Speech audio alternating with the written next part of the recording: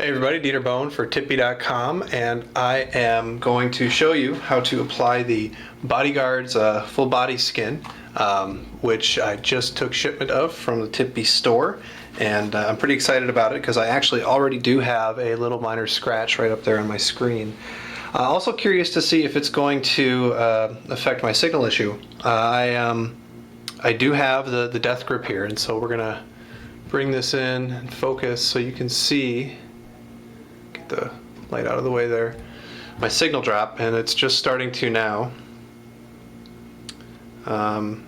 It's not too bad here. I've got pretty decent signal, so it's it might not work this little demo, but I am able to get it to drop down to 2 and 1 bars sometimes. When I hold it like this out there, it's down to 3. So anyway, I just wanted to take a look and see if it does that. So just proof that it's there to begin with.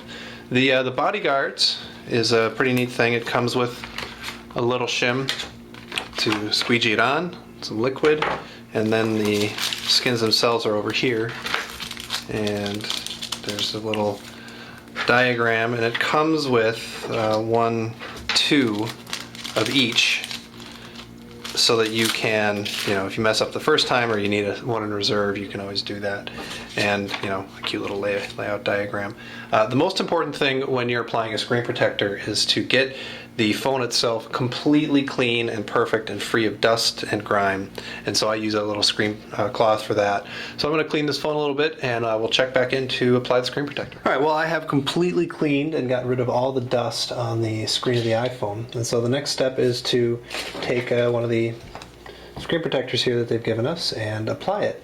Now it comes with this spray, and so what you're going to want to do is first spray your hands to make sure that the oils on your fingers don't leave fingerprints on the adhesive when you happen to touch them. And then just peel it off the paper there. Try not to stretch it. And then you want to spray the plastic itself. How much you should use, everybody's a little bit different. I like to liberally apply it and play danger fun with the possibility of some of this liquid getting in the speaker hole. I figure if it can handle my ear sweat, I can handle a little of this liquid. They do not recommend you spray the device itself, and neither do I, but you're going to see me give it just a little spray there because I live on the edge and it does make it just a little bit easier to put on. And then you just need to apply it. You can, if you want, take it and put it on the piece of paper. I find with these liquid ones, though, it's just as easy to just set it on there and adjust. And you can see having all this liquid on here is pretty convenient because it means I can slide the screen protector around a bit.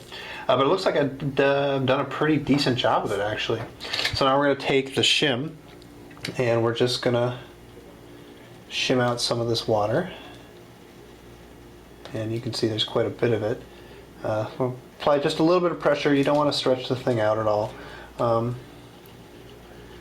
And there I'm shoving it out the top. And yeah, I'm probably using a little bit much of this liquid, but it really does make it easier to apply.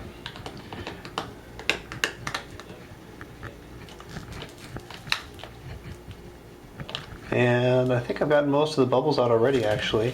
Now, the thing to note with this is that you're not going to get all the bubbles out right away, and it's not going to look great right away. It's going to look a little bit cloudy. So if I wipe off the excess liquid here from the front of it, you'll see, if I zoom in a bit, that there's just a bit of a fog on the screen, if that makes sense.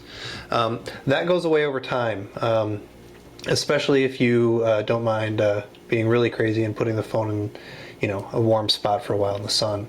But it really does get better over time, and it becomes basically invisible, and makes the screen protected, and of course makes the phone look great. So I'm going to wrap the rest of the phone in this protective film, all the sides and the back, and let's check back and see how it looks. Okay, well, I have applied the BodyGuardz to all 6 sides of the phone, and you can see it's already looking pretty good, but this cloudiness will go away.